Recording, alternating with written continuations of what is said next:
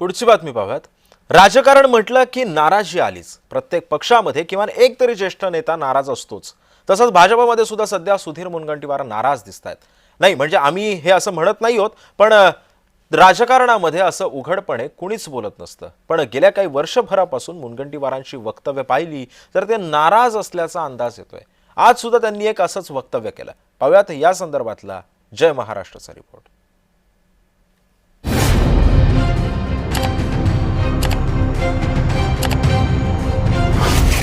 सुधीर मुनगंटीवार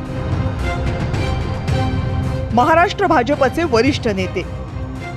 पण सध्या सुरू असलेल्या हिवाळी अधिवेशनात मुनगंटीवारांनी त्यांच्या सरकारला घरचा आहेर दिला। आचारसंहितेमुळे कमी दिवस अधिवेशन घेतलं जातं असं मुख्यमंत्र्यांनी म्हटलं। त्यावर आचारसंहितेमुळे जर कमी अधिवेशन घेतलं जात असेल तर मग ते घ्यायचंच कशाला असा सवाल मुनगंटीवारांनी केला। आचारसंहिता निवडणुकीचं हे वर्ष आहे म्हणूनच हे अधिवेशन रविवारपर्यंत घेण्यात येत आहे। आता तुम्ही जो प्रश्न केला की 6 दिवसात महाराष्ट्राच्या 13.5 कोटी जनतेला न्याय मिळू शकतो का, तर त्याचं उत्तर होय असूच शकत नाही। पण अधिवेशन निवडणूक आयोगाच्या आचारसंहितेच्या कारणाने अधिवेशन समजा आम्ही उद्या 3 आठवडे घेतलं पण त्याच्या चर्चाच जर करता येत नसेल तर मग अधिवेशनाचा उपयोग होणार नाही। मुनगंटीवार एवढ्यावरच थांबले नाहीत। अंबादास दानवेंनी शिवसेनेच्या आमदारांवर कॅश बॉम्बचे आरोप केले। त्या आरोपांचा तपास झाला पाहिजे असं मुनगंटीवारांनी म्हटलं। एखादा व्हिडिओ माजी विरोधी पक्ष नेत्यांनी दिला असेल तर शासनाच्या वतीने निश्चितपणे त्या संदर्भात गंभीर दखल घेण्याची पद्धत आहे आणि विधानसभेच्या सभापती सरकारकडे या संदर्भात व्हिडिओ देऊन त्या व्हिडिओ मधली सत्यता त्याची पडताळणी ही करतील।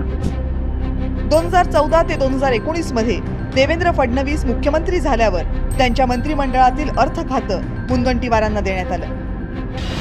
त्यांनी सलग 5 वर्ष राज्याचा अर्थसंकल्प मांडला।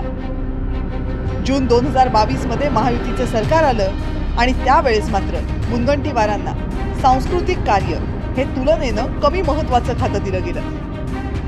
त्यानंतर 2च वर्षांनी लोकसभेची निवडणूक आली। चंद्रपूर लोकसभेची जागा मुनगंटीवारांनी लढावी असे आदेश दिल्लीतून आले। मुनगंटीवारांनी अर्ज भरला खरा, पण आपल्याला ही निवडणूक लढवायची नाही, आपण महाराष्ट्रातच खुश आहोत असं ते जाहीरपणे बोलले। त्यांच्या समोर उमेदवारही तगडा होता। काँग्रेसचे दिवंगत माजी खासदार बाळू धानोरकर यांच्या पत्नी प्रतिभा धानोरकर। मुनगंटीवारांची अनास्था आणि प्रतिभाताईंनी केलेला जोरदार प्रचार याचा परिणाम असा झाला की मुनगंटीवारांचा या निवडणुकीत पराभव झाला। आपल्याला लोकसभा लढवण्याची इच्छा नाही असं मुनगंटीवारांनी जाहीर बोलणं पक्षश्रेष्ठींना अजिबात आवडलं नसल्याचं सांगितलं जातं। त्याचे परिणाम लवकरच दिसतील असं काही जाणकार म्हणतही होते। झालंही तसंच। नोव्हेंबर 2024 मध्ये महाराष्ट्र विधानसभेचा निकाल लागला। महायुतीला घवघवीत यशही मिळालं। 5 डिसेंबर 2024 ला शपथविधी ठरला। सोहळा सुरू झाला, पण मुनगंटीवार कुठेच नव्हते। अर्थ सरळ होता। मुनगंटीवारांना मंत्रिमंडळातून डावलण्यात आलं होतं। चंद्रशेखर बावनकुळे, गिरीश महाजन, राधाकृष्ण विखे पाटील, गणेश नाईक हे सगळे नेते मुनगंटीवारांपेक्षा कनिष्ठ असूनही त्यांना मंत्रिपद दिली गेली। पण मुनगंटीवारांना फक्त आमदारकीवरच समाधान मानावं लागलं। एकेकाळी मुख्यमंत्री पदाचे स्वप्न पाहणाऱ्या नेत्याला आता मंत्रिमंडळातून बाहेर राहावं लागतंय। आपल्या सरकारला घरचा आहेर देण्यामागे बहुधा मुनगंटीवारांची हीच खतखत असावी। ब्युरो रिपोर्ट, जय महाराष्ट्र।